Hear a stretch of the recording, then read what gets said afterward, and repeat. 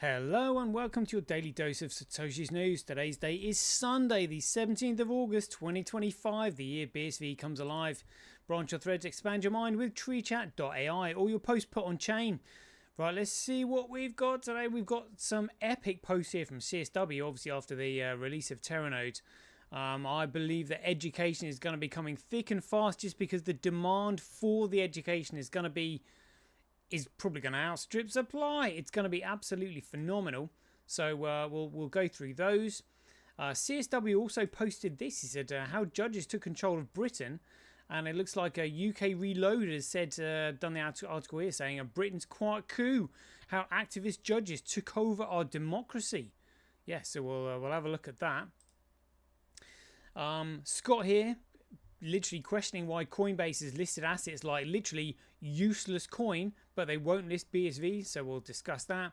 We've got to go through some of the posts here from Degan because they've been absolutely epic, and obviously we'll report on some of the local news as to what's going on. We've got some 365 days of Bitcoin history, and then we'll finish with the calendar countdown. Right, let's get into it. Satoshi, like a cowboy in the West, riding on the blockchain that they call the very best. 1 million strong and transactions flying free. Just wait for the Teranode, you'll surely see.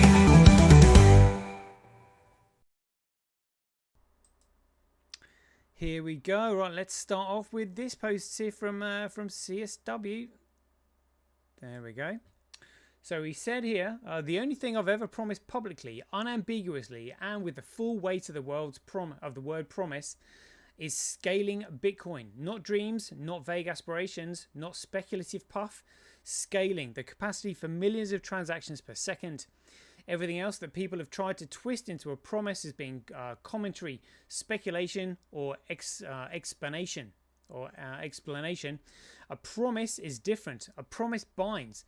And the promise I made was simple. Bitcoin would scale to global use. It would operate with the throughput of the world's financial arteries, not as some toy system for a clique of hobbyists clinging to their full node security blanket.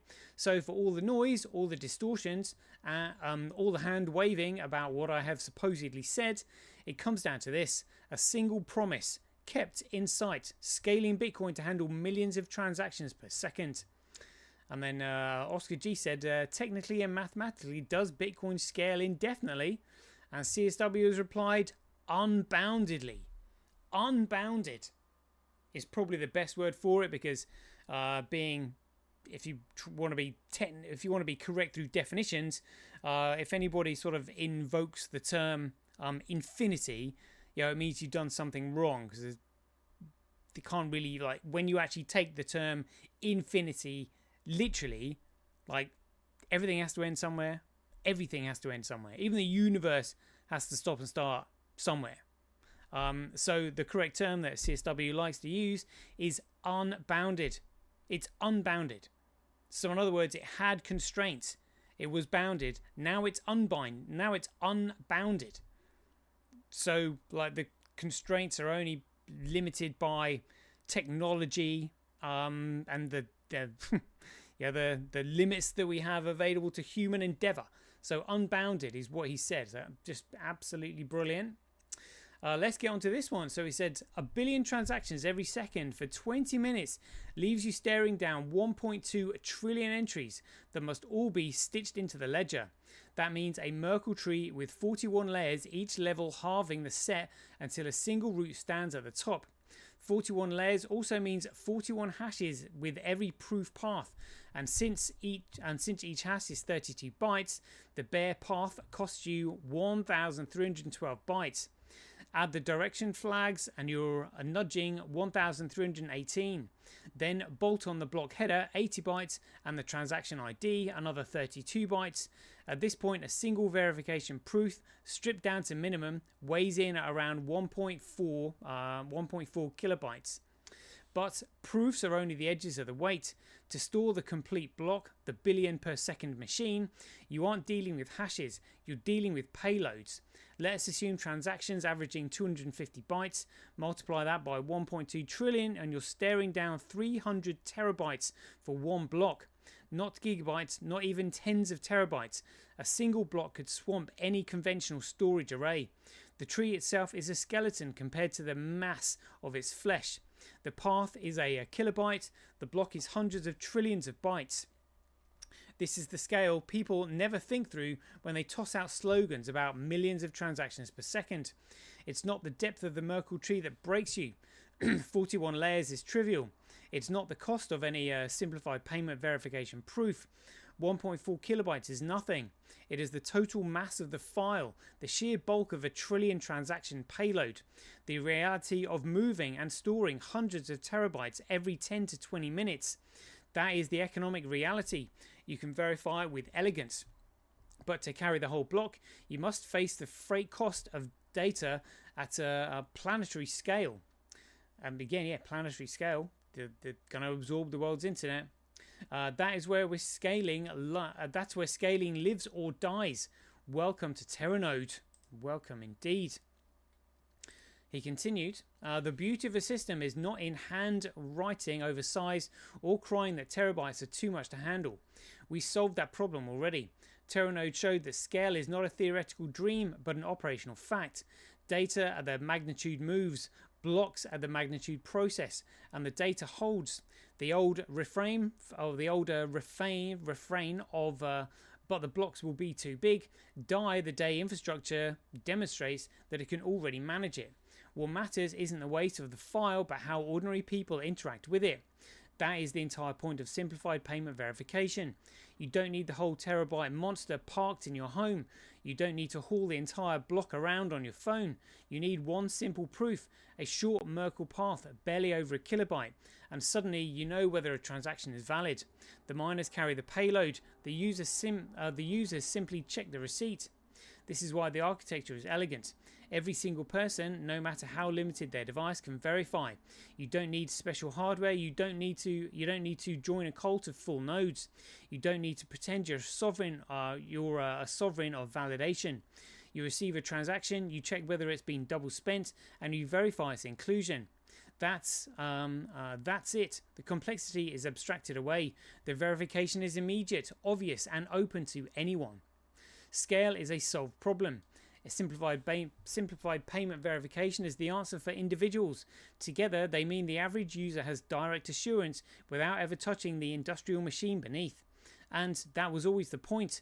Global transaction volume handled by miners with simple verification in the hands of everyone else. Oh, brilliant. Brilliant. And Oscar G said, this is incredible. The architecture is harmonious, simple and elegant. It's as if it's synchronized with the laws of nature. It's shocking that something like this exists. That is, that it can be created. Everything fits in everything. Yeah, amazing. I think this is literally a completely new paradigm shift that we are about to experience with Teranode. And literally the whole world being part of the Bitcoin standard. This is what it is. Even though Saifedean Ammous and his book called The Bitcoin Standard, he's talking about the Greatcoin Standard, which is an absolute load of horseshit. We're talking Bitcoin, and Bitcoin is Teranode. Yeah, the scaling of it is the technical marvel that we're dealing with here. Like, absolutely sensational stuff. Sensational stuff. Right, let's have a look at this then. So CSW, I believe, posted this, or I was told he did. And this was by the Telegraph, saying how judges took control of Britain. Parliament has surrendered its powers. Our policymakers can now barely move without being tripped up in a court of law. So again, I mean, this is how the cabal have done it. They completely own and control the judiciary. So I found this article here by UK Reloaded. Britain's quiet coup: how activist judges took over our democracy. Absolutely outrageous. Now that's how they've done it.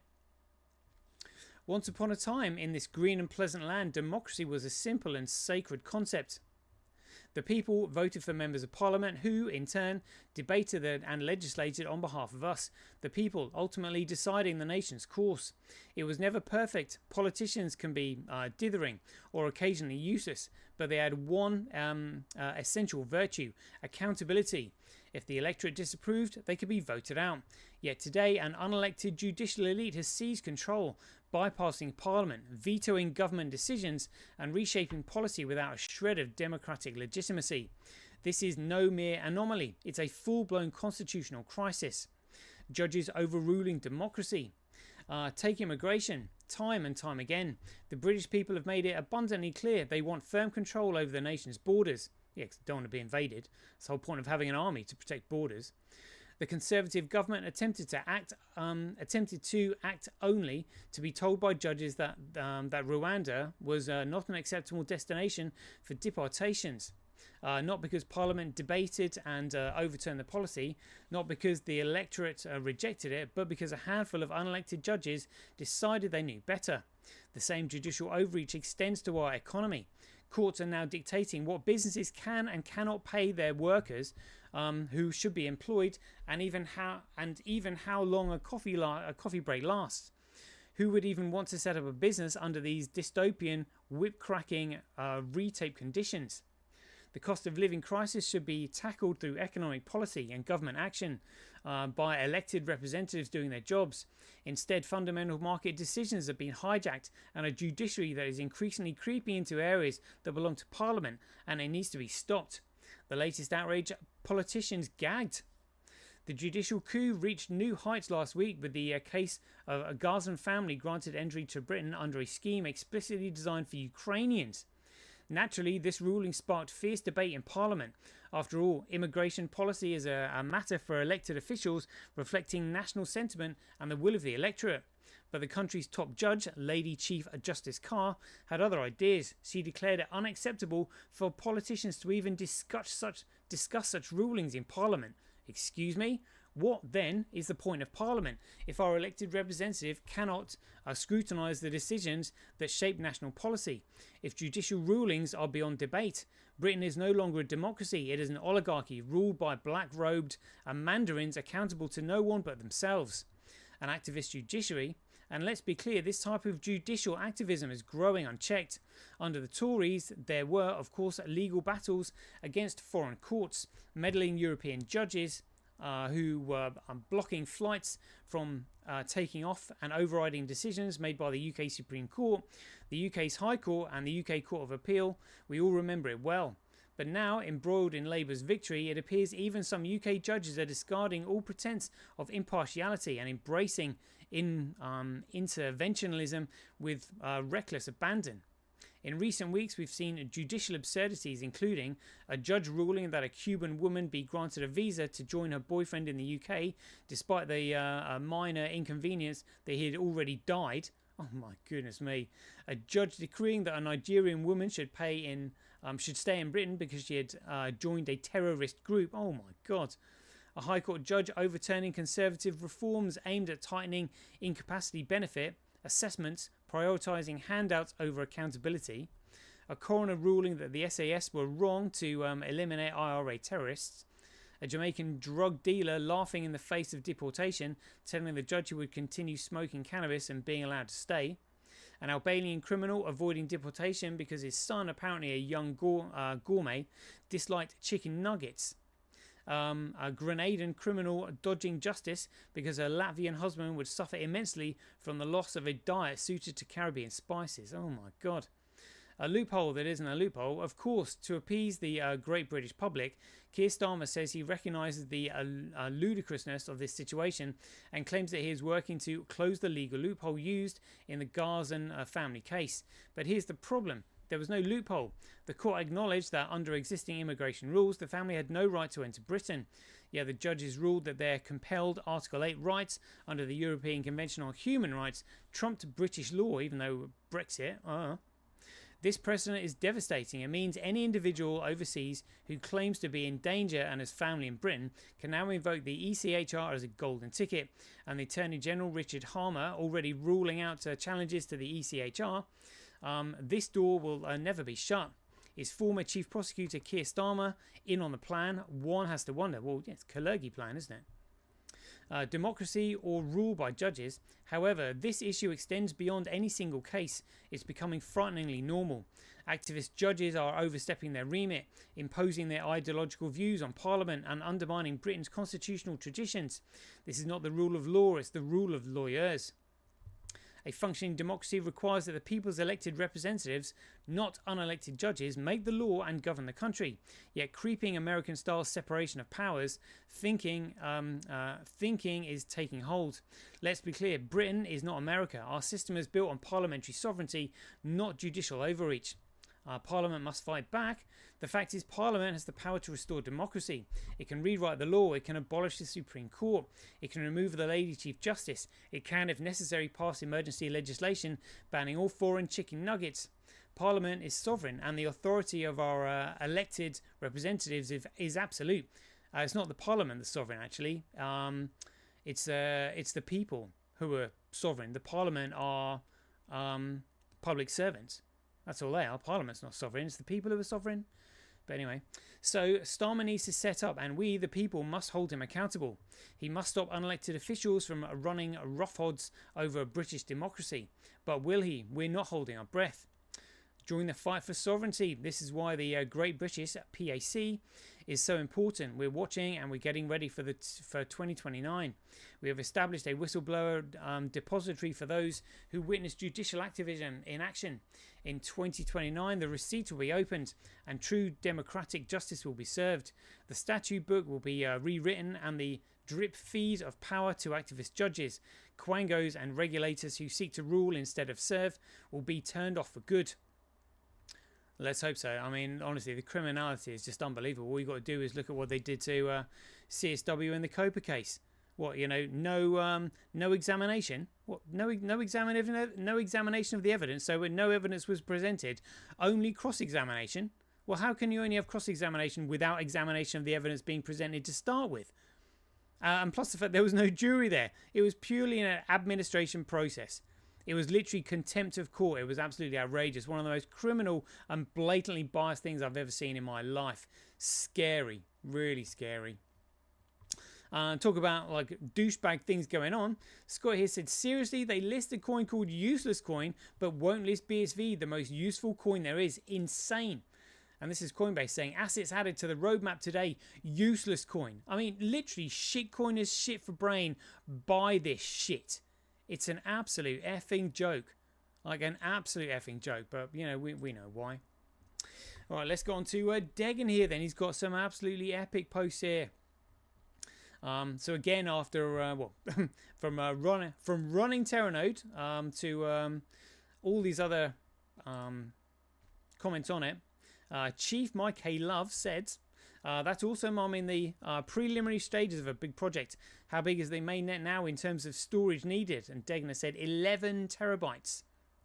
The @ads said, where can I get Teranode to run? Degner said, it will be public soon. Just follow Bitcoin Association and they'll keep you informed when it's available. Crypto Crate said, how can I add BSV to the MetaNet wallet? So no intrusive, so no, not so intuitive as of right now. He said, it's a little confusing at first, I acknowledge. There are actually a few options. The point is to foster competition to make the best payment experience, while not having to rewrite all the hard crypto stuff in every case. There's a common interface, and these are some options. What's it? Mountaintops.net, legacy ATX.systems, metanethighway.com, Paymail Us, PeerPay, Babbage.systems, and BSV Vault Converter, lovable app. All right. And again, Chief Mile K. Lover said, how much does that cost you if you don't mind me asking? Thinking of doing it, how long do you think 100 terabytes of space would last me? Dagan said, I'm running on my laptop on Testranet just to help the team debug their public release, configure guidelines. You're considering becoming a miner? That'd be awesome. Would be great to see more of those. Setup is super simple despite a complete lack of experience running node infrastructure. Robert said here, thanks for the reply. I've tried a few hours later. The message arrived. Yeah. There's another one here that I'm trying to find.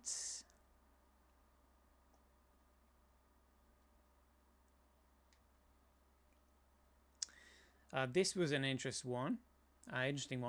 So in replying to that his previous post, it said to Scott BSV 369 BSV, use this window release. Let me know if it still warns you about it being unsafe because it's signed with an expensive certificate. So now hopefully the install process means a lot less dodgy now. Or the process seems a lot less dodgy now. But look at that, an expensive certificate. I wonder if these certificates are the ones that maybe Microsoft might be using if they're expensive.